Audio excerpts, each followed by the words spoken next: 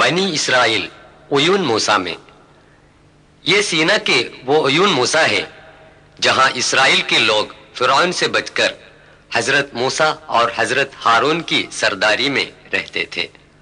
لفظ عیون موسیٰ کے معنی ہیں موسیٰ کا چشمہ. بنی اسرائیل 12 قبیلوں میں بٹ گئے تھے. ہر ایک قبیلے کو پانی پینے کے لیے الگ الگ جگہ مقرر تھی تاکہ وہ لوگ اس بات پر جھگڑا نہ کریں.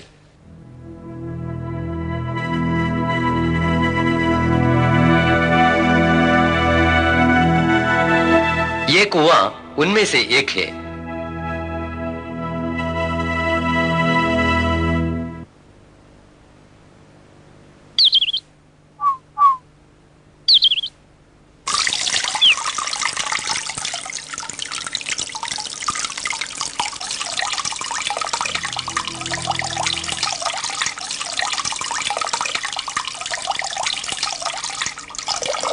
یہ ایک دوسرا چشمہ ہے جس کو بنی اسرائیل نے استعمال کیا تھا اور صحرائے سینا میں آج بھی قائم ہے.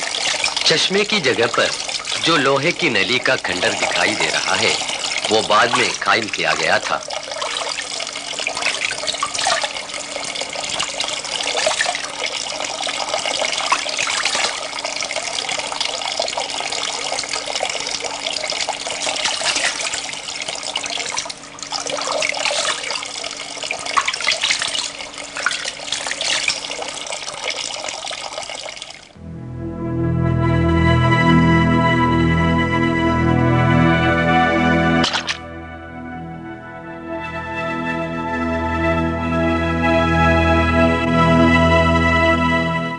پانی پینے کی جگہیں جنہیں دیگر اسرائیل قبائل نے استعمال کی تھی جو سینا سے چند کلومیٹر کی دوری پر آج بھی قائم ہیں. ان میں سے ایک چشمہ جو سوکھ گیا ہے. بنی اسرائیل نے پھر سے سینا کی طرف رخ کیا. موسیٰ علیہ السلام نے ان کو وادی طوا کے قریب وادی راہا میں بسایا. وادی طوا میں موسیٰ علیہ السلام کی آمد یہ دوسری بار ہے. اس زمانے میں بنی اسرائیل کو پانی کی قلت محسوس ہوئی. ان لوگوں نے حضرت موسیٰ علیہ السلام سے شکایت کی. بعد کے واقعات خدا تعالی یوں بیان کرتا ہے. سورہ 7 اعراف آیت 160. وَقَطَّعْنَاهُمُ 12 أَسْبَاطًا أُمَمًا وَأَوْحَيْنَا ہم نے ان کو 12 گروہ بنایا اور جب موسیٰ کی قوم نے ان سے پانی طلب کیا تو ہم نے موسیٰ کو پیغام دیا کہ اپنی لکڑی پتھر پر مار. پس 12 چشمے ان میں سے بہہ نکلے.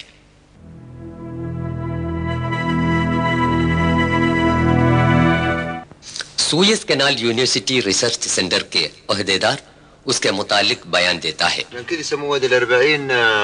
اجتمعوا 40 ولي هنا في وادي ال40. بعدين عطشوا قال يا موسى احنا عطشنا. قال انا عليه الصلاه والسلام 40 يوم ميقات 40 يوم قال احنا لميقات ربي 40 يوم هم.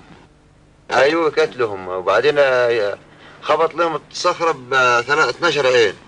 ضلوا 12 عين قالوا انا عايزين نشرب يا موسى. خبط 12 عين وبعدين شربوا من وادی 40 کے نام سے مشہور اس وادی میں موسیٰ علیہ السلام نے اس پتھر پر مارا ہے.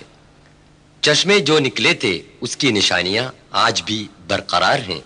بعد میں سوکھ گئے. یہ تقریباً وادی طوا سے 3 کلومیٹر فاصلے پر ہے.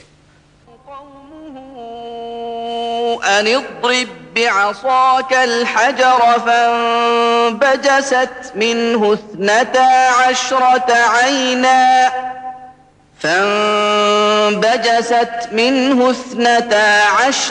عينا طوا میں مقیم سوئس کینال یونیورسٹی کے پروفیسر ڈاکٹر ماجدی ناصف اور ڈاکٹر مصطفیٰ موسی اس تصویر کے بارے میں بیان کرتے ہیں. ده قبر سيدنا ابراهيم ولا صالح؟ النبي صالح. صالح قدام. نبي صالح up over. Where? Through asphaltic road 6 kilometers from here. On the way. Yeah, on the way.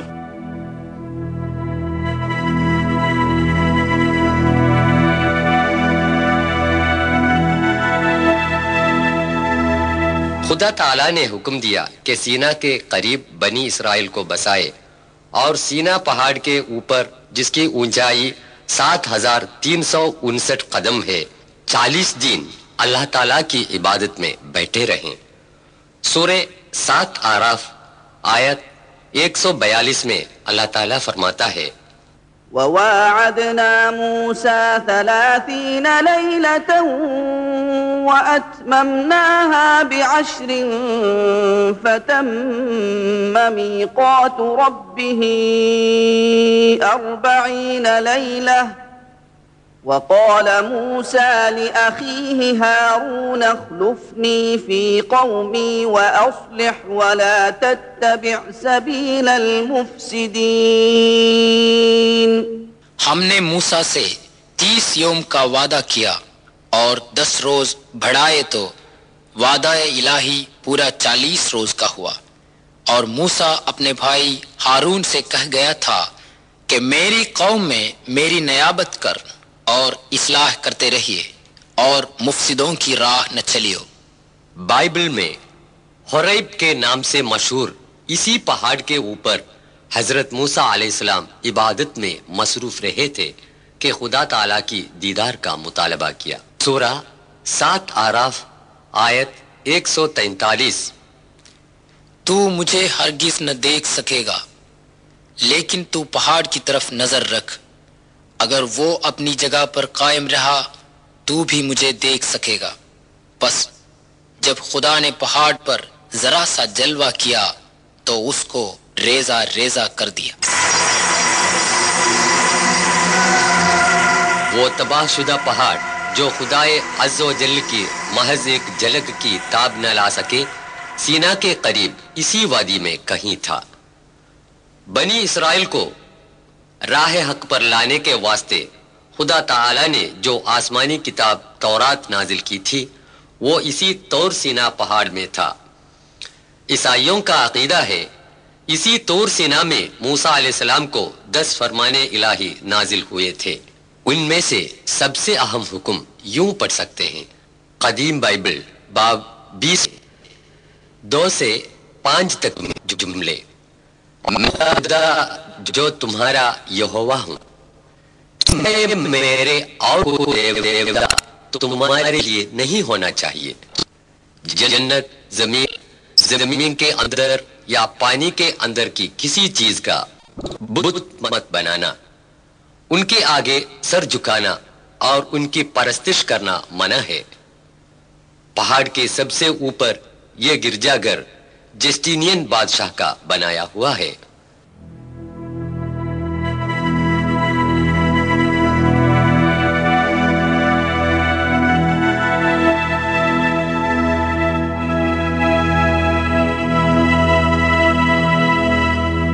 خلافت عثمانیہ میں تعمیر کردہ ایک چھوٹی سی مسجد۔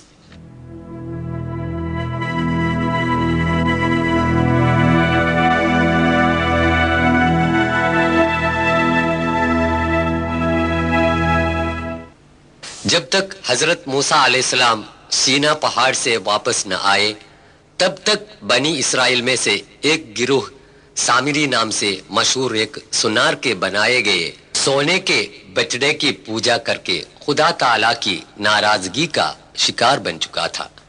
یہ بھی اس وادی راہا کے دوران قیام میں ہے۔ سوئس کنال یونیورسٹی ریسرچ سینٹر کے محقق جناب کمال عودہ یہی بیان کرتے ہوئے، هم يقال أن هناك تجمع بني إسرائيل في هذه المنطقة وانتظروا سيدنا موسى حينما ذهب إلى ميقات ربه، والعجل الذي عبده بني إسرائيل مطبوع على الصخر بمواجهة وادي الراحة، مطبوع على الجبل في مواجهة وادي الراحة۔ آج کل یہ علاقہ سینٹ کیدرین گاؤں میں شامل ہے۔ یہ مصر کے پایہ تخت قاہرہ سے تقریباً 500 کلومیٹر دوری پر واقع ہے۔ بعد میں حضرت ہارون علیہ السلام انتقال فرما گئے، جن کو خدا تعالیٰ نے موسیٰ علیہ السلام کے مددگار کے طور پر بھیجا تھا۔ جب اس وادی کی طرف جاتے ہیں تو کوہ کے اوپر جو عمارت دکھائی پڑتی ہے وہ حضرت ہارون علیہ السلام کے قبرستان پر عیسائیوں کی بنائی ہوئی ہے۔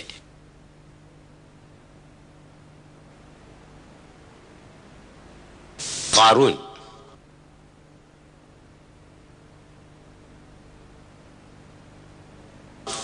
موسیٰ علیہ السلام کے زمانے میں یعنی 13ویں صدی میں نسل بنی اسرائیل کے ایک دولت مند آدمی گزرے تھے، قارون۔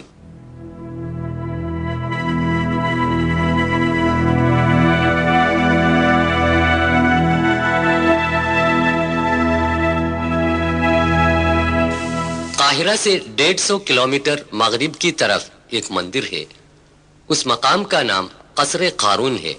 قرآن شریف کے سورہ 28 قصص آیت 74 میں یوں بتایا گیا ہے، إن قارون كان من قوم موسى فبغى عليهم وآتيناه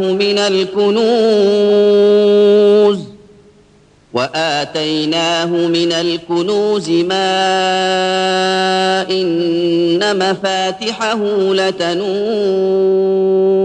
بالعصبة أولي القوة إذ قال له قومه لا تفرح۔ یہ قارون کا کنواں ہے، بحیرۃ القارون یعنی قارون کے جھیل کے نام سے آج بھی جانے جاتے ہیں۔ اس جھیل کے ماہی گیری اور آس پاس کی کھیتی باڑی سے قارون کروڑ پتی بن گیا اور ساتھ ہی ساتھ مغرور بھی۔ وہ اپنی اس دولت کو اپنے علم اور محنت کا پھل سمجھا۔ اس نے مغرور ہو کر یہ اعلان کیا کہ میں نے جو دولت کمایا ہے اپنے علم اور طاقت سے کمایا ہے، جسے خدا کا کوئی واسطہ نہیں ہے۔ اس نے روز قیامت سے بھی انکار کر دیا۔ اس کے علاوہ وہ غنڈہ گردی پر تلے رہے اور موسیٰ علیہ السلام پر کئی الزامات بھی لگائے۔ اپنی شان و شوکت دکھانے کے لیے ایک جلوس بھی نکالا۔ جو لوگ اس دنیا کو آزمائش کی جگہ بتاتے ہیں اور عارضی سمجھتے ہیں، ان کے لیے قارون کے اس بھٹکپن میں کوئی حسد یا شکایت پیدا نہیں ہوئی۔ لیکن جو لوگ ایمان کے کھرے نہیں تھے یعنی کمزور تھے، وہ کہنے لگے کہ کاش ہمیں بھی قارون کی جیسی دولت پاتی۔ لیکن جلد ہی قارون اور اس کے محل کو اللہ کے حکم سے زمین نگل گئی۔ زمین نگلنے والے قارون اور ان کے آدمیوں کو بچانے کے لیے کوئی نہیں آئے۔ غیر قانونی طور پر پیسہ کما کر لوگوں پر ظلم کرنے والوں کے لیے یہ ایک تاکید ہے۔ یاد رہے کہ اس وقت قارون کا جو انجام ہوا، اس طرح خدا تعالی تم لوگوں کو بھی آسانی سے برباد کر سکتا ہے۔ اس کے علاوہ آخرت کی سزا بھی کتنی شدید ہوگی۔ اس لیے عاجز رہو اور نیک بنو اور خدا کا شکر ادا کرو۔ قصر بلقیس۔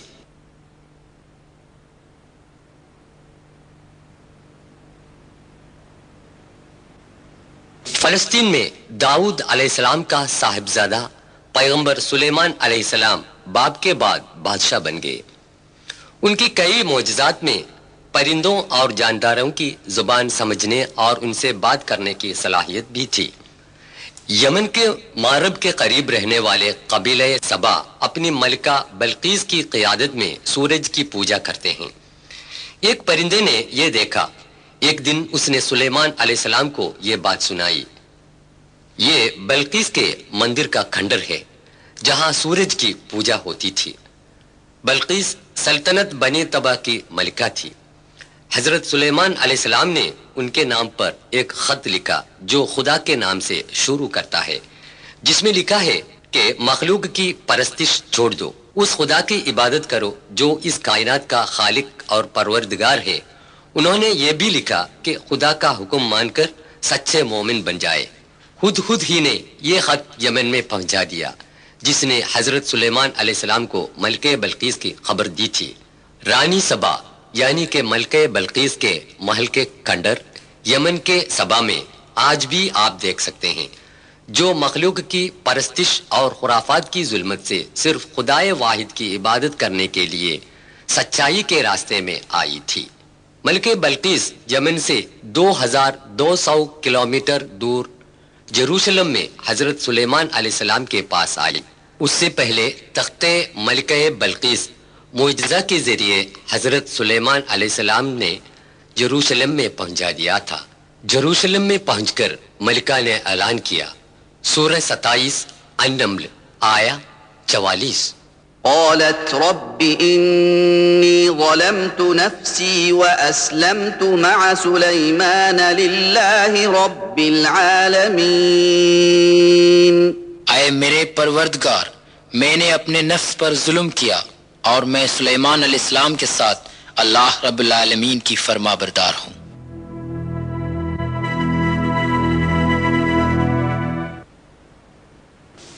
مسجد الاقصی۔ مکے کی مسجد الحرام کو قبلہ بنانے سے پہلے دنیا کے مسلمان فلسطین کے مسجد الاقصی کی طرف رخ کر کے نماز پڑھا کرتے تھے۔ مسجد الاقصی یعنی بیت المقدس مسلمانوں کے لیے مسجد الحرام اور مسجد النبوی کے بعد سب سے مقدس مانی جاتی ہے۔ سفر اسراء میں حضرت صلی اللہ علیہ وسلم مسجد الاقصی تک تشریف لائے گئے۔ یہاں سے پھر سفر معراج ہوا۔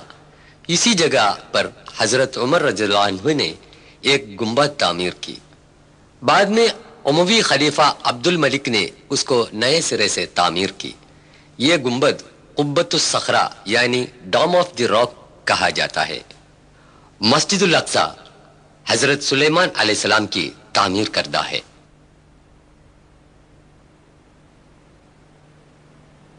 یونس علیہ السلام۔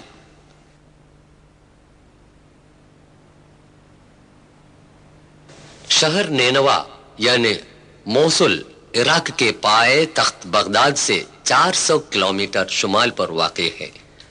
یہ دریائے فرات کے کنارے ہے جہاں کے پیغمبر تھے حضرت یونس علیہ السلام۔ ان کی تبلیغ و تعلیم کو قوم نے جب نظر انداز کر دیا تو یونس علیہ السلام ان سے ناراض ہو کر ہجرت کر گئے۔ وہ ایک جہاز پر سوار ہوئے۔ جہاز خطرے میں پڑا۔ جہاز سے بوجھ کم کرنے کے لیے چند آدمیوں کو سمندر میں پھینکنے کا فیصلہ کیا۔ قرار نکالا گیا اور یونس علیہ السلام سمندر میں پھینک دیا گیا۔ سمندر میں حضرت یونس علیہ السلام کو ایک بہت بڑی مچھلی نگل لیا۔ خدا کی اجازت کے بغیر وطن چھوڑا اور مچھلی کے پیٹ میں آئے۔ حضرت یونس علیہ السلام نے اپنے کیے پر پچھتائے۔ انہوں نے اپنے رب سے رہائی کی دعا مانگی۔ مچھلی نے ان کو ساحل پر اگل دیا۔ وہ پھر اپنی قوم میں آئے۔ خدا کا پیغام ماننے والے لوگ حضرت یونس علیہ السلام پر ایمان لائے۔ ان کی قوم نافرمان بردار اور مغرور تھی اور خدا نے سزا کی تاکید بھی دی تھی، لیکن جب اس قوم نے اپنی غلطی پر پچھتایا اور توبہ کیا تو سزا سے بچایا اور معاف کر دیا گیا۔ قرآن شریف کے سورہ 10 آیت 98 میں اس کا ذکر ہے۔ موصول کی اس مسجد کے قریب یونس علیہ السلام کا مزار واقع ہے۔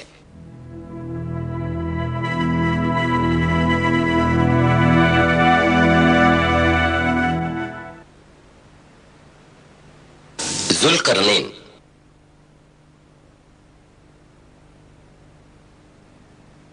سورہ 18 الکہف آیات 83 سے 99 تک حضرت ذوالقرنین کی تاریخ ہے۔ یہ ہے یورپی ملک جورجیا کے پایہ تخت شہر تبلیسی۔ 6 صدی قبل مسیح میں ذوالقرنین کی قوم اس علاقے میں آباد تھی۔ یاجوج ماجوج کی قوم حضرت نوح علیہ السلام کے صاحبزادہ یافس کی اولاد تھی، جس میں یاجوج قوم تاتاری کے نام اور موجود قوم منگولی کے نام سے مشہور ہیں۔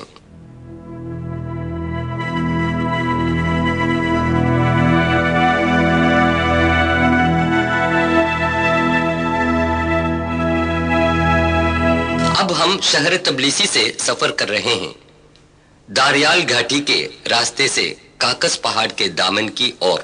یاجوج ماجوج کے غیر مہذب اور ظالم لوگ داریال گھاٹی کے راستے سے آ کر کاکس کے جنوبی علاقے میں لوٹ مارا کرتے تھے۔ تبلیسی اسٹیٹ یونیورسٹی میں تاریخ کے پروفیسر ڈاکٹر ڈیڈوی ڈنڈوا فرما رہے ہیں۔ Yes, there are some passes, but the most important pass was this pass, because most aggressive tribes were living beyond this pass. اکثر لوگوں کا خیال ہے کہ ذوالقرنین ایران کے سیرس بادشاہ تھے۔ ان لوگوں کی لوٹ مار سے جورجیا کے باشندوں نے اپنے بادشاہ ذوالقرنین سے درخواست کی. انہوں نے کہا سورہ 18 الکہف آیت 96 آتوني زبر الحديد حتى إذا ساوى بين الصدفين قال انفخوا حتى إذا جعله نارا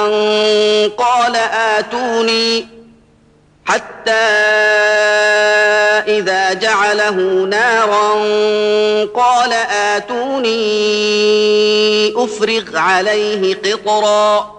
میرے پاس لوہے کے ٹکڑے لاؤ. حتیٰ کہ جب درے کے اوپر کے کناروں تک پہنچ گئی اس نے حکم دیا کہ اس میں آگ لگا دو. یہاں تک کہ جب اس کو بالکل آگ کر دیا تو اس نے کہا لاؤ میں اس پر پگھلا ہوا تانبا انڈیل دوں.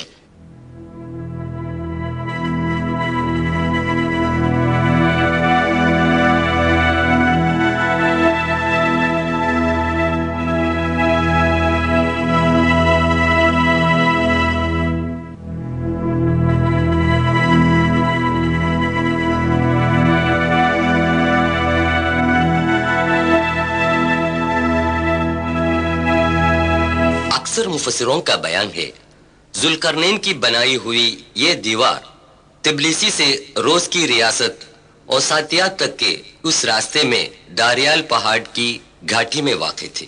وہ دیوار اتنی مضبوط تھی کہ یاجوج ماجوج کی لوٹ مار سے ذوالقرنین کی قوم بچ گئی. آگے چل کر یہ دیوار پورے طور پر برباد کی گئی. اب اس کا نام و نشان باقی نہیں. فولادی دیوار بنانے کی تکنیکی صلاحیت ذوالقرنین نے اپنی قوم کی بھلائی کے لیے استعمال کی اور خدا نے ان کا نام آسمانی کتاب میں قیامت تک جاودان بنا دیا. سائنس اور ٹیکنالوجی کی تعلیم یافتہ لوگوں کے لیے ذوالقرنین ایک نمونہ ہے. سماج کی ترقی اور بہبودی کے لیے سائنس اور ٹیکنالوجی کا استعمال کریں اور دونوں جہاں میں کامیابی حاصل کریں.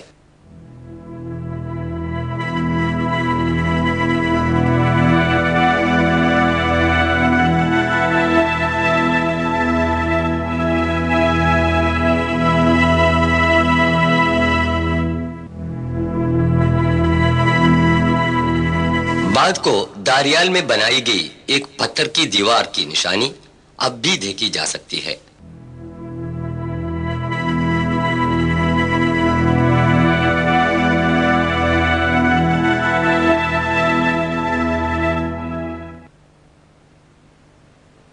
حضرت عیسیٰ علیہ السلام. یہ ہے بیتلہیم جو عیسیٰ علیہ السلام کے مقام پیدائش سے مشہور ہے. روز محشر میں خدا تعالیٰ حضرت عیسیٰ علیہ السلام سے مخاطب ہو کر یوں کہے گا. قرآن یوں بیان کرتا ہے. سورہ 5 مائدہ آیت 116 کا خلاصہ مختصراً یوں ہے. صاحبزادے مریم، کیا تو نے یہ بتایا تھا کہ سوائے اللہ کے تجھے اور تیری والدے کو خدا بنائے؟ تب حضرت عیسیٰ علیہ السلام فرمائے گا تو کتنا پاک ہے، میں وہ نہیں کہہ سکتا جسے کہنے کا مجھے حق نہیں ہے. اگر میں وہ کہا ہوتا تو بے شک تو جانتا. میرے دل میں جو ہے وہ تو جانتا ہے، تیرے دل میں کیا ہے میں نہیں جانتا. بے شک تو ہی غیب کا جاننے والا ہے.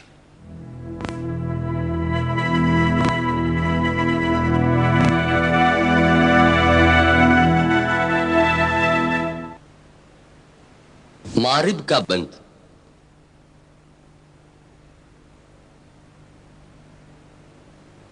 مارب یمن کی راجدھانی سنا سے 200 کلومیٹر کے فاصلے پر واقع ہے.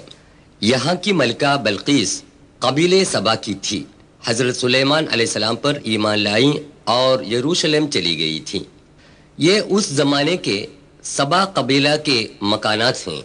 ان کو خدا تعالیٰ نے بے شمار نعمتیں عطا کی تھیں. سورہ 34 سبا آیت 15 میں اس کا بیان ہے. عیش و عشرت میں ڈوب کر کفر اور بے وفائی میں رہنے والے قبیلے سبا کے باغات یہاں تھے. ان کے باغات کی آبیاری کے لیے جو بند استعمال کیا تھا وہ بند ٹوٹ گیا. سیلاب کی تیز رفتاری میں شگفتہ و شاداب باغات کو خدا نے درہم برہم کر دیا۔ سورہ 34 آیت 16 میں بیان کیا ہوا یہ واقعہ 120 میں تھا۔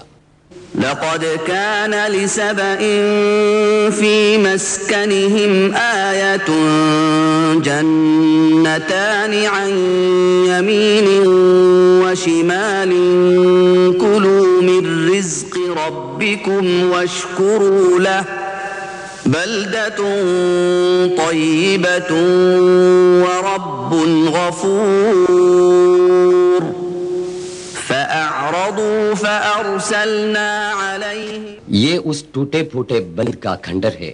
فأعرضوا فأرسلنا عليهم سيل العرم وبدلناهم بجنتيهم جنتين ذواتي أكل خمط وأثل وبدلناهم بجنتيهم جنتين ذواتي أكل خمط وأثل وشيء من سدر قليل۔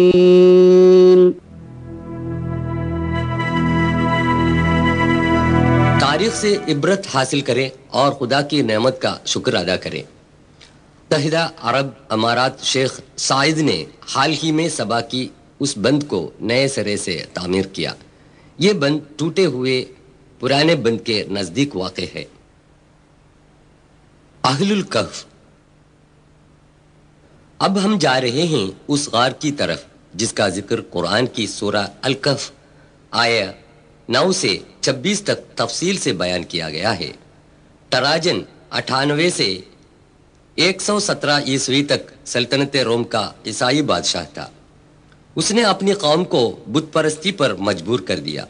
جن لوگوں نے انکار کر دیا انہیں قتل کرنے کا حکم جاری کیا، لیکن 6 نوجوانوں نے اعلان کیا کہ ہم صرف خدائے واحد کی عبادت کریں گے جس کا کوئی شریک نہیں۔ یشو کی مورت یا کسی اور بتوں کی پوجا کرنے سے بھی انہوں نے انکار کیا۔ ٹراجن دقیانوس بادشاہ کے ظلم و ستم سے بچ کر یہ 6 نوجوان وہاں سے ہجرت کر گئے۔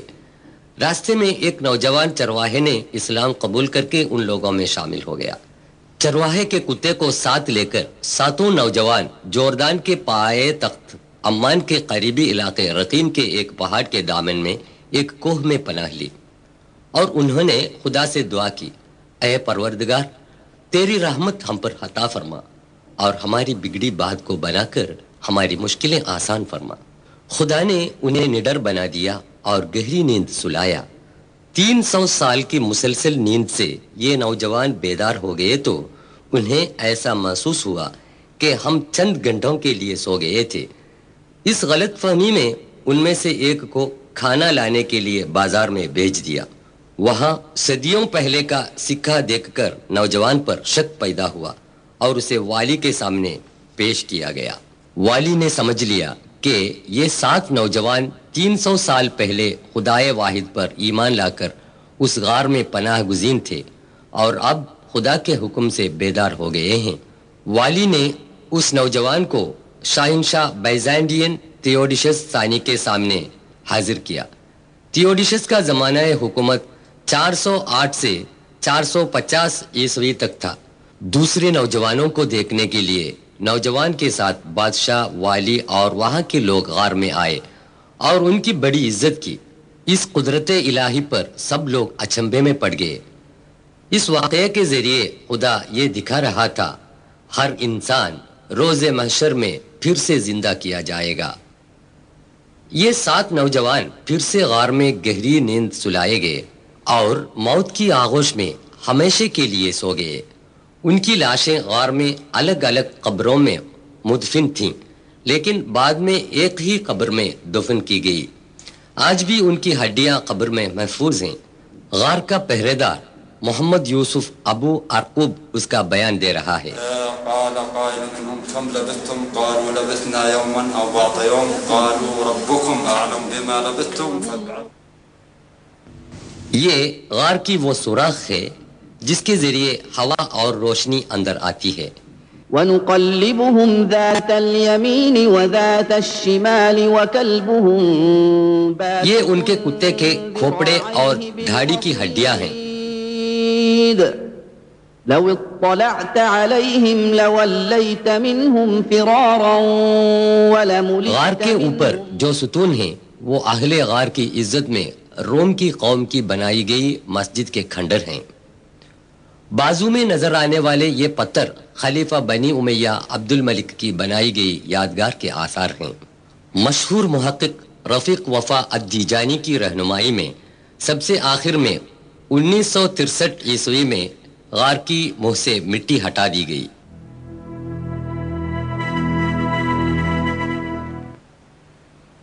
ابرہت. بسم اللہ الرحمن الرحیم. ألم تر كيف فعل ربك بأصحاب الفيل ألم يجعل كيدهم في تضليل وأرسل عليهم طيرا أبابيل ترميهم بحجارة من سجيل فجعلهم كعصف مأكول. سنہ 571 عیسوی میں حضور اکرم صلی اللہ علیہ وسلم کی پیدائش کے چند دن پہلے کا واقعہ ہے. ابرہت یمن کا بادشاہ تھا جو شہنشاہ نجاشی کے ماتحت حکومت کرتا تھا. ابرہت نے یمن میں اولڈ سنا مارکیٹ کے قریب غرقد القلیس میں کعبہ شریف کے خلاف ایک عبادت گاہ بنائی.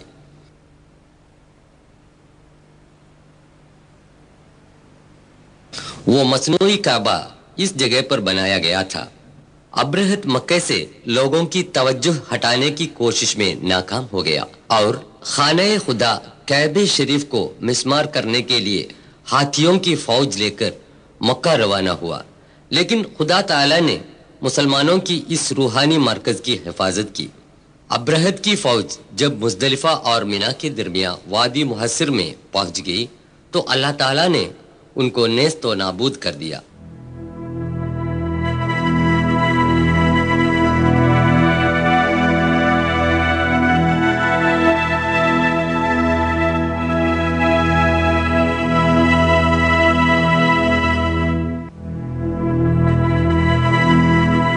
وہ جگہ دکھائی دے رہی ہے.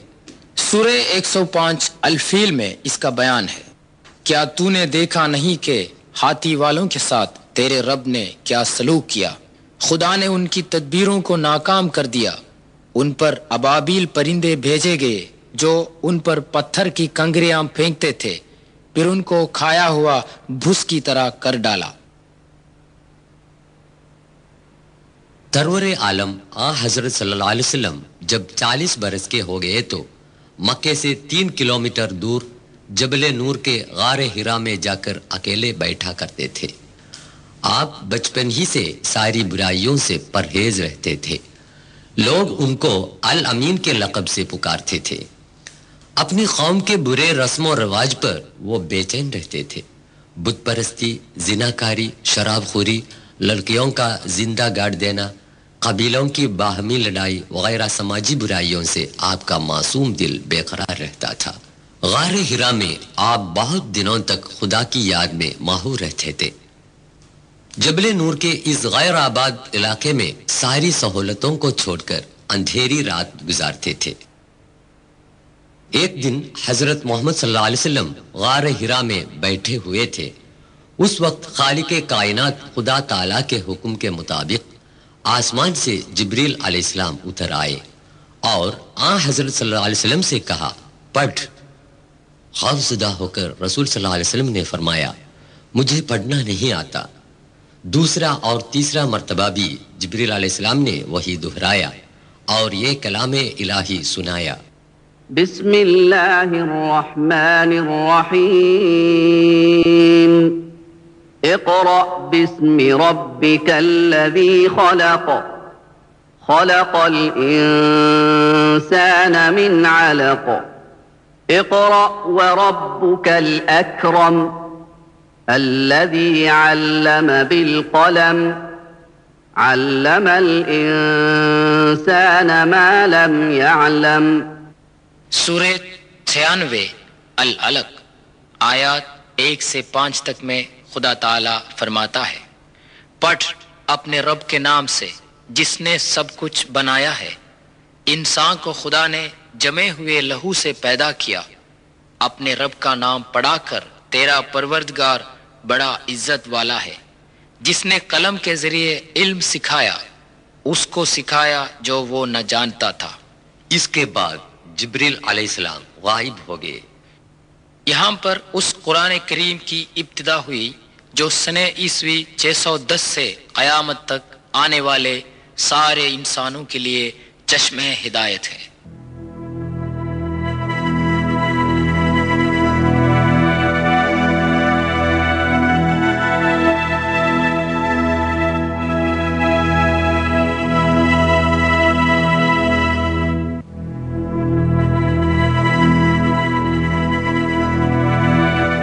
یہ ہے وہ تاریخی مقام غار حرا جو 14 صدیوں سے قبل کئی تاریخی واقعات کے مشاہد رہا ہے۔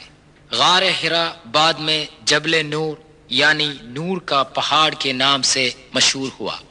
غار حرا سے لے کر 23 سال کی زندگی میں مختلف مواقع پر نازل شدہ کلام الہی کا مجموعہ ہے قرآن شریف۔ سرکار دو عالم صلی اللہ علیہ وسلم کی 13 سال کی مکی زندگی ناقابل برداشت تھی۔ جب رسول اللہ صلی اللہ علیہ وسلم بت پرستی کی مخالفت کرنے لگے اور خدائے واحد کی تعلیم دینے لگے تو ظلم و ستم کے شکار ہو گئے۔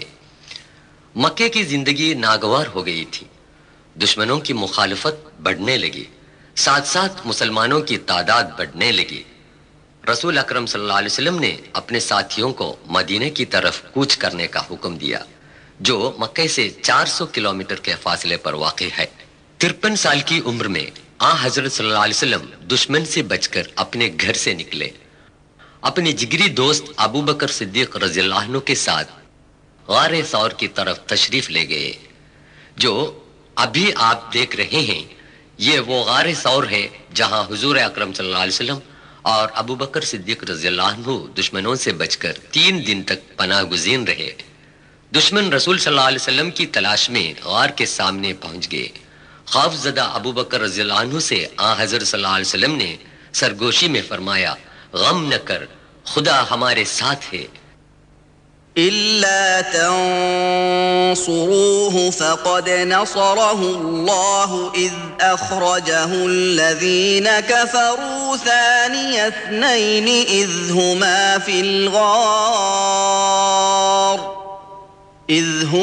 في الغار إذ يقول لصاحبه لا تحزن إن اس غار ثور کا اندرونی حصہ جس نے اشرف الخلق رسول صلی اللہ علیہ وسلم کو پناہ دیا تھا، سورہ 9 توبہ آیت 40 میں اس واقعے کا بیان کیا ہے۔ دشمنوں کے چلے جانے کے بعد آن حضرت صلی اللہ علیہ وسلم اور حضرت ابو بکر رضی اللہ عنہ ایک رہنما کے ساتھ اونٹ پر سوار ہو کر مدینے کی طرف روانہ ہو گئے۔ جبل ثور سے جبل حرا کا منظر۔ جب آن حضرت صلی اللہ علیہ وسلم مدینے سے 3 کلومیٹر فاصلے پر قباء پہنچے تو حضور صلی اللہ علیہ وسلم کا اونٹ گھٹنے کے بل کھڑے ہو گیا۔ خدا کے حکم کے مطابق رسول صلی اللہ علیہ وسلم کی نگرانی میں 4 دن میں مسجد قباء بنائی گئی۔ بعد میں سعودی حکومت نے اسے نئے سرے سے تعمیر کی۔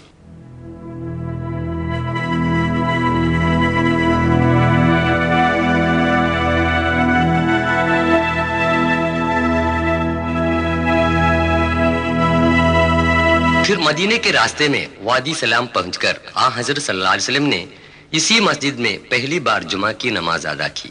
یہ مسجد الجمعہ ہے۔ بعد میں یہ مسجد بھی حکومت نے نئے سرے سے تعمیر کی۔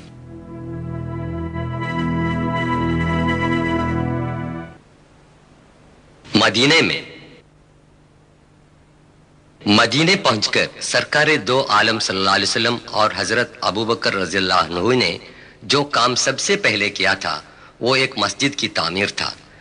پھر یہ چھوٹی مسجد عالی شان بنا دی گئی. یہ مسجد النبوی آج اتنی وسیع اور کشادہ ہے کہ لاکھوں آدمی ایک ساتھ نماز پڑھ سکتے ہیں. مسجد مسلمانوں کا ثقافتی مرکز ہے. سرکار دو عالم صلی اللہ علیہ وسلم کے لیے درسگاہ، عدالت، دفتر پارلیمنٹ سب کچھ یہی مسجد تھی. غزوہ بدر. مکہ میں مشرکوں کے ایذا رسائی سے تنگ آ کر حضور صلی اللہ علیہ وسلم اور ساتھی مدینہ تشریف لائے تھے، لیکن وہاں بھی وہ چین و قرار کی زندگی سے محروم کیے گئے. قریش کے سردار ابو سفیان نے مسلمانوں کو جڑ سے اکاڑنے کا فیصلہ کیا اور اس کے لیے رقم جمع کرنے لگا. سوداگروں کا قافلہ ابو سفیان کی قیادت میں سر و سامان لے کر ریگستان کی اس پہاڑی پار کر کے مکہ کو لوٹا.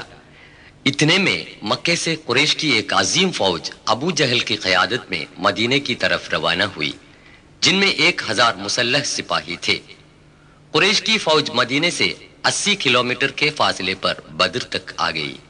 یہ خبر پا کر حضور بھی اپنے ساتھیوں کو لے کر مدافعت کے لیے روانہ ہوئے. مسلمانوں کی فوج میں صرف 313 جان نثار صحابی تھے، جن کے پاس جنگی اوزار کم تھے، مگر ان کے پاس سب سے بڑا ہتھیار یعنی تقوی اور پکا ایمان موجود تھا. اللہ اور اس کے رسول پر پکا یقین رکھتے تھے. دونوں فوجوں کے درمیان اسی بدر کے میدان میں کھلم کھلا جنگ ہوئی، جس کی تاریخ میں نظیر نہیں مل سکتی. حق اور باطل کی اس لڑائی میں فریق حق کی طرف سے 13 مسلمان شہید ہو گئے، جن کی قبریں اس وسیع میدان میں واقع ہیں. قبروں پر عمارتیں بنانا اور اہل قبر سے دعا کرنا اسلام نے منع کیا ہے. شہدائے بدر کے نام بتا رہے ہیں. بدر کا پہرے دار سید حسین فراج، صفوان بن وهب، حارث بن صراغة، مبشر بن عبد المنذر، ذو الشمالين بن عبد عامر، مهجع بن صالح، عاقل بن البكير، رافع بن المعلى، عمير بن الحمام، يزيد بن الحارث. عتبہ، شیبہ، ابو جہل وغیروں کی قیادت میں قریش کی فوج نے یہیں پڑاؤ ڈالا تھا. ابو جہل 2 انصاری نوجوانوں کے ہاتھوں قتل کیا گیا تھا. بحکم الہی ہزاروں فرشتے بدر کے میدان میں مسلمانوں کے ساتھ جنگ کرتے تھے.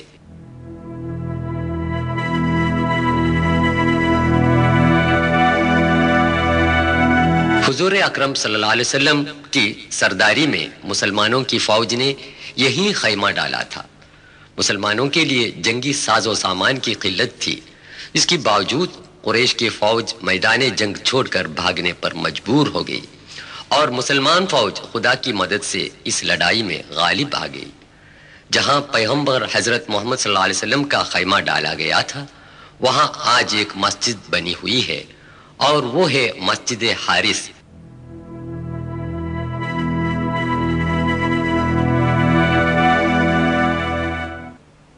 غزوہ احد. حضرت محمد صلی اللہ علیہ وسلم بڑے کشادہ دل تھے ہی، مگر قریش نے آپ کو چین و قرار سے رہنے نہ دیا. بدر کے دوسرے ہی سال میں قریش کے 3000 مسلح سپاہیوں کی فوج مدینے کی طرف آئی اور مدینے کے قریب احد کی وادی میں پڑاؤ ڈالا. یہ ہے جبل الرمات، جہاں حضور اکرم صلی اللہ علیہ وسلم نے عبداللہ بن جبیر رضی اللہ عنہ کی قیادت میں 50 تیر اندازوں کو پہرے پر کھڑا کر دیا تھا اور حکم دیا جب تک میری اجازت نہ ملے تب تک ٹیلے سے نیچے نہ اترنا اور دشمنوں کی طرف تیر چلاتے رہنا. شہر مدینہ کے قریب جبل الرمات کی اسی وادی میں 700 مسلمان اور 3000 کفار کے درمیان گھماسان جنگ ہوئی تھی. خدا پرست اور جان نثار مسلمانوں کے سامنے کفار کے پاؤں اکھڑ گئے. قریش کی فوج کے علمبردار اور سرداروں کے مارے جانے پر وہ پیچھے ہٹنے لگے. مسلمان سپاہی مال غنیمت جمع کرنے میں مصروف ہوئے.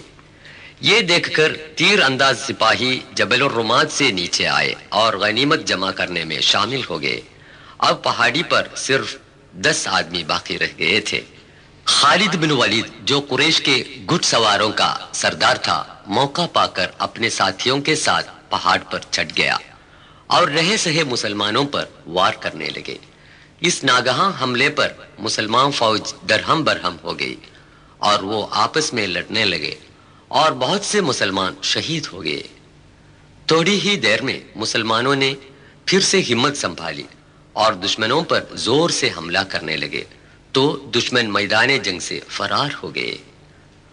احد کے اس احاطے میں تقریباً 7 شہداء کی قبریں موجود ہیں۔ ان قبروں پر پتھر کے نشان تک موجود نہیں۔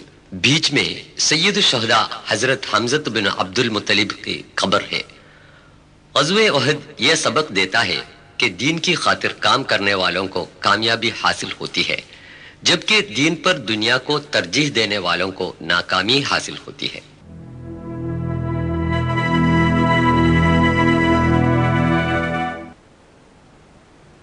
خندق۔ امن کا زمانہ زیادہ طول نہ پکڑا۔ قریش نے دیگر قبائل کو ابھار دیا کہ مدینے کی نئی تحریک کو جڑ سے اکھاڑنے میں سب مل جل کر کوشش کریں۔ مدینے کے باہر مسلمانوں کے جتنے دشمن قبیلے تھے وہ سب کے سب مل کر کل 10,000 کی مسلح فوج مدینے کی طرف روانہ ہوئی، جن میں 2,500 اونٹ اور گھڑ سوار بھی شامل تھے۔ حضور نے اپنے ساتھیوں سے مشورہ کیا۔ حضرت سلمان الفارسی نے جنگی تدبیر پیش کی کہ مدینے کی چاروں طرف خندق کھدوا کر دشمنوں کو مدافعت کرے۔ حضور اکرم نے یہ تجویز منظور فرمائی۔ 1 ہفتے کی لگاتار محنت سے 9,000 گز طول میں ایک خندق تیار ہو گئی، جس کی چوڑائی اتنی تھی کہ گھڑ سوار اس کو پار نہ کر سکتا تھا۔ قحط کا زمانہ تھا کہ حضور اور ساتھی بھوک کے مارے بڑی تکلیف میں تھے، یہاں تک کہ پتھر پیٹ میں باندھ کر بھی کھدوائی کرتے تھے۔ کفار کی فوج مدینے کے پاس آ گئی تو خندق دیکھ کر حیرت میں پڑ گئی۔ چند دنوں تک فریقوں کے درمیان تیر بازی کا مقابلہ ہوا۔ مدینے کے اندر یہودیوں کا جو قبیلہ تھا وہ بھی دشمنوں کے ساتھ ہو لیا تو مسلمانوں کو بڑی دقت پیش آئی۔ غزوہ خندق میں حضور کا خیمہ اس جگہ پر تھا جہاں آج مسجد الفتح واقع ہے۔ یہی حالت کئی دنوں تک ہوتی رہی۔ آخر رات کو سخت آندھی اور موسلے دار بارش ہونے لگی۔ آندھی میں دشمنوں کے خیمے اڑ گئے۔ متحدہ فوج نے یہ سمجھ لیا کہ مسلمان سپاہی راتوں رات خندق پار کر کے حملہ کر رہے ہیں۔ وہ ڈر کے مارے خیمے چھوڑ کر بھاگ گئے۔ اللہ تعالیٰ کی حکمت نے مسلمانوں کو بچایا۔ انہوں نے خدا کا شکر ادا کیا۔ خیبر۔ صلح حدیبیہ کے بعد مدینے میں امن و امان قائم ہوا، مگر خندق کے تجربے سے مسلمان یہ سمجھ سکے کہ مدینے کے اندر جب تک دھوکے باز یہودی قبائل موجود رہیں گے تب تک چین و امن قائم نہ رہے گا۔ حضور صلی اللہ علیہ وسلم کی قیادت میں مسلمانوں کی فوج خیبر کی طرف روانہ ہوئی، جس میں 100 گھڑ سوار اور 160 مسلح سپاہی تھے۔ یہ خیبر کے یہودیوں کا قلعہ مرحب ہے۔ مسلمانوں نے بہت دنوں تک قلعے کو گھیر لیا۔ آخر تنگ آ کر یہودی قلعے سے باہر آئے اور ہار مان لی۔ یہ 6 منزلہ قلعہ 1,500 سال کے بعد بھی تاریخ اسلام کا چشمدید گواہ ہے۔ یہ کیچڑ اور گیہوں کے گھاس کی گوندا بنا کر کھجور کی لکڑیوں سے بنایا گیا ہے۔ خیبر کے یہودیوں کے مکانوں کے کھنڈر آج بھی موجود ہیں۔ یہ خیبر کے یہودیوں کی عبادت گاہ ہے۔ کفار کا نیست و نابود کرنا حضرت صلی اللہ علیہ وسلم کا اصول نہیں تھا، بلکہ ان مغلوب یہودیوں کے ساتھ بھی مروت کا سلوک کیا۔ ترمیم شدہ تورات کے نسخے انہیں واپس کر دیے جو مسلمان سپاہیوں نے ان سے ضبط کر لیے تھے۔ کھیتی باڑی کی زمین واپس کرنے کی فرمائش کو بھی رسول صلی اللہ علیہ وسلم نے منظور فرمایا۔ یہودیوں سے صلح کرنے کے بعد ہی مسلمان خیبر سے واپس آئے۔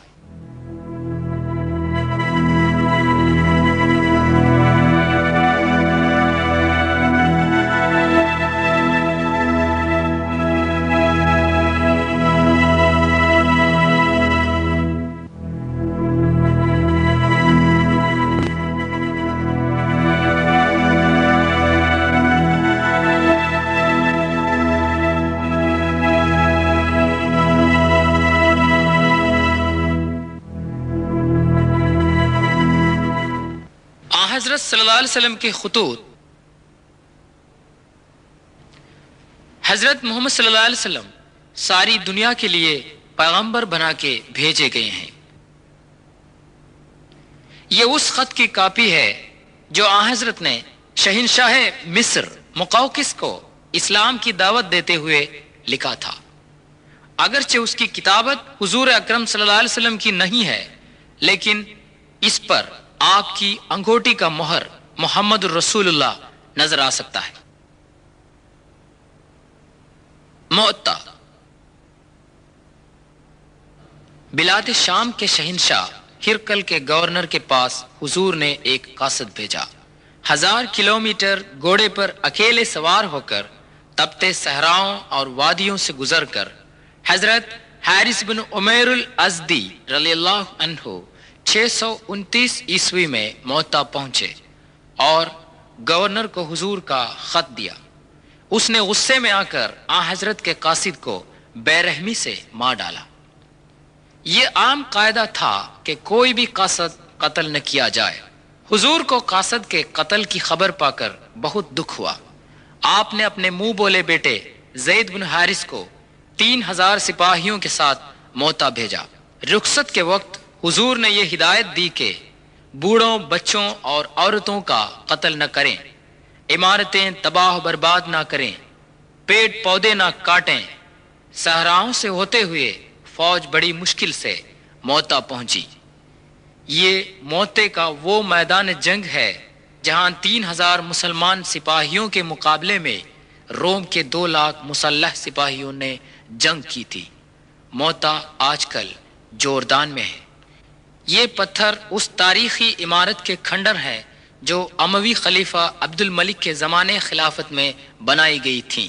اسلامی جھنڈا لے کر حضرت زید بن حارث رضی اللہ عنہ بڑی مردانگی سے لڑ رہا تھا کہ میدان جنگ میں ٹوٹ پڑا اور شہادت حاصل کی۔ فوراً ہی جعفر بن ابی طالب رضی اللہ عنہ نے جھنڈا سنبھال لیا اور دشمنوں کی طرف آگے بڑھے۔ ہاتھوں کے کٹ جانے کے بعد انہوں نے جھنڈا بغل میں لے لیا، وہ بھی اللہ کو پیارے ہو گئے۔ ان تینوں شہادتوں کی خبر پا کر سرور عالم آن حضرت صلی اللہ علیہ وسلم نے ان کی جنت نصیبی کی خوشخبری سنائی۔ یہ جو نشان اونچا نظر آتا ہے ان اصحاب کی قبریں نہیں ہے، بلکہ ان کی شہادت کی یادگار نشانی ہے۔ اب حضرت خالد بن ولید رضی اللہ عنہ نے مسلمان فوج کی قیادت لے لی، جو مانے ہوئے بہادر اور جنگجو تھے۔ انہوں نے سپاہیوں کے دستوں کو نئے سر سے ترتیب دی۔ روم کی فوج نے سمجھا کہ مدینے سے نئی فوج مسلمانوں کی مدد کے لیے آ پہنچی ہے، اور وہ ڈر کے مارے فرار ہو گئے۔ پھر ایک بار یہ ثابت ہوا کہ لڑائی جیتنے کا سب سے بڑا پیمانہ ایمان، خود اعتمادی اور یقین کامل ہی ہے، نہ کہ ہتھیار، ساز و سامان اور سپاہیوں کی تعداد۔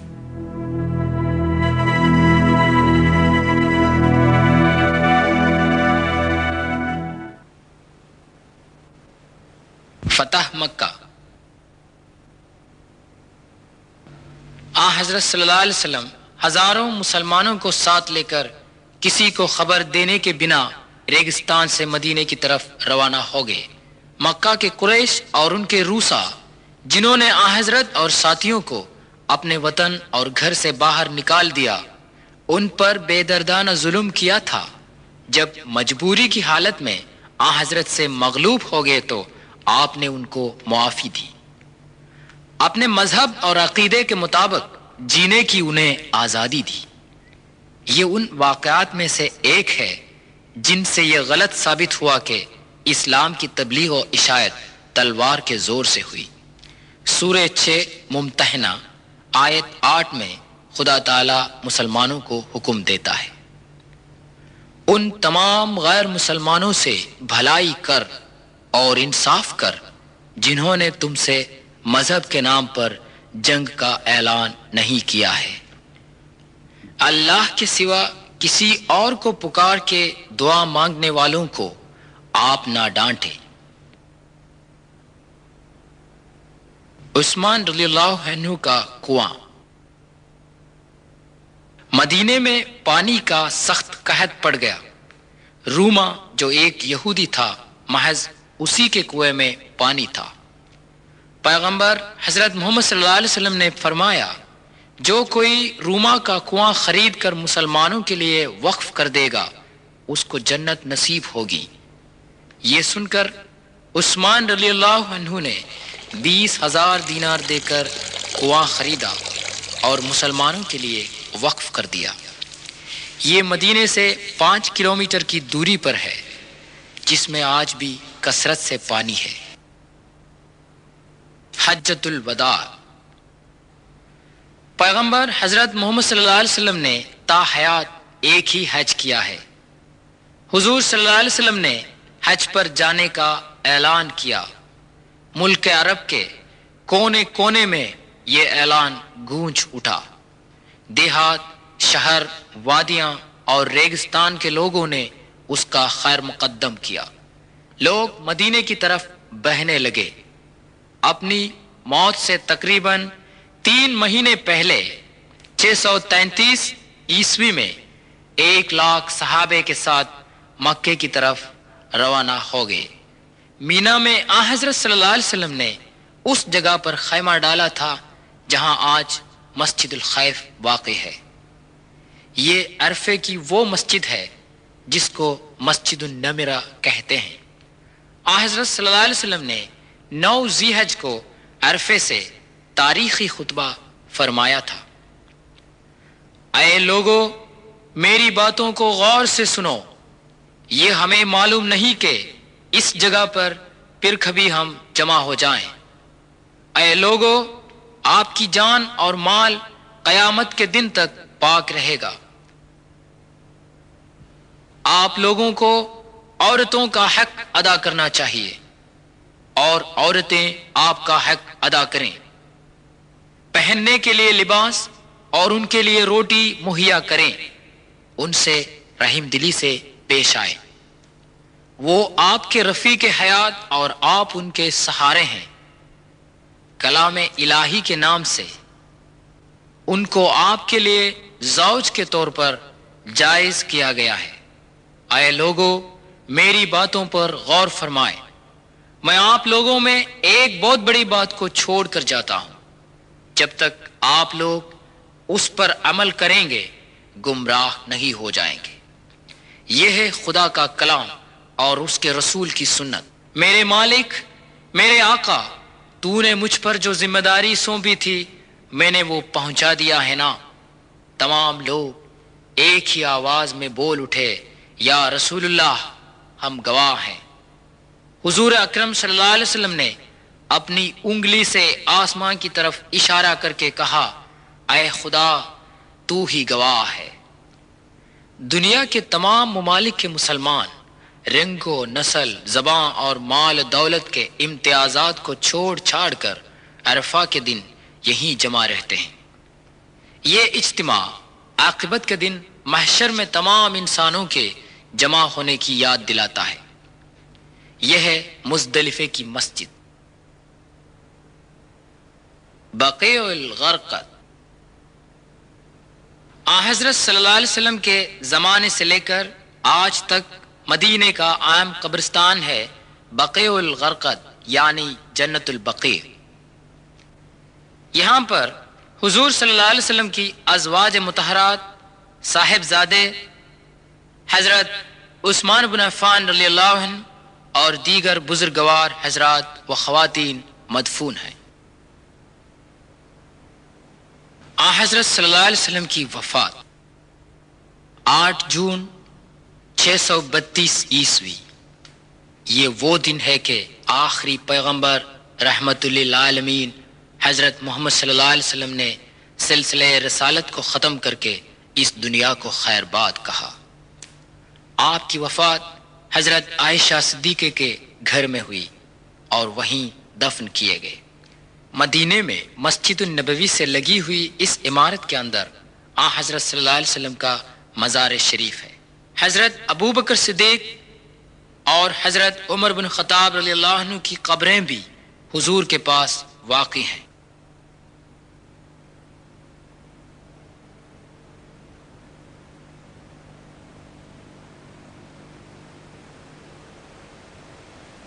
قدیم عرب میں جہاں تہذیب و تمدن کی روشنی کی کرن تک نہیں پہنچی تھی، 570 عیسوی کے 1 اپریل میں عبداللہ اور آمینہ کا صاحبزادہ ہو کر شہر مکے میں محمد کی پیدائش ہوئی۔ بچپن ہی میں یتیمی کی محرومی کا احساس ہوا۔ مکتبوں، کالجوں اور یونیورسٹیوں میں تعلیم حاصل کرنے کا موقع میسر نہ ہوا، یہاں تک کہ پڑھنا لکھنا سیکھنے کا موقع بھی نہ ملا تھا۔ ایسے ماحول میں پلے بڑے محمد کو دشمن بھی الامین مانتے تھے۔ انہوں نے اپنی 40 برس کی عمر تک لوگوں کو کوئی عجیب بات نہ سنائی۔ 40 سال کے بعد انہوں نے جو باتیں سنائیں وہ خدا کی بتائی ہوئی تھی۔ ابھی تک ہم دیکھ رہے تھے اس کی سنائی ہوئی تاریخی معتبری کی شہادتیں۔ قرآن مجید وہ کلام ہے جو گھر کی رسوئی سے لے کر بین الاقوامی سطح تک انسانی زندگی کی تمام سطحوں کی رہنمائی کرتا ہے۔ توجہ فرمائیں، خدا جل جلالہ واحد اور تمام دنیا کا رکھوالا ہے۔ یہوہ، اللہ، پرمیشور، مختلف ناموں میں مشہور یہ وہی خدا ہے۔ اسی خدا کی عبادت کر، بغیر کسی وسیلے کے خدا سے دعا کر۔ وہ مخلوق نہیں ہے، تمام مخلوقات کا خالق ہے۔ اسی حقیقت کو ہزاروں سالوں سے آدم سے لے کر یشوع، موسیٰ اور محمد تک سارے پیغمبران اعلان کرتے آئے ہیں۔ عارضی لذت کے شیدائی انسانوں کے لیے خدا کے پیغمبر تاکید دیتے ہیں، احتیاط رکھ کہ موت کے بعد ایک زندگی ہے، قیامت کے بعد تو پھر سے زندہ کیا جائے گا اور تیرے اعمال کا حساب لیا جائے گا۔ بھلائی کے بدلے میں جنت اور برائی کے بدلے میں جہنم ہمارا انتظار کر رہے ہیں۔ یہ حقیقت ہے۔ پڑھ، قرآن شریف تمام الہامی کتابوں کی اتمام و تکمیل ہے، جو حضرت محمد صلی اللہ علیہ وسلم کے لیے نازل ہوا اور رہتی دنیا تک اس میں کوئی تبدیل و تفریق نہیں ہو سکتی۔ یہی ایک ذریعہ ہے جس سے اس دنیا میں امن و امان اور آخرت میں جنت جاوداں حاصل ہو سکتی ہے۔ اے پروردگار عالم، دونوں جہاں میں ہمیں کامیابی و کامرانی کی توفیق عطا فرمائے، آمین۔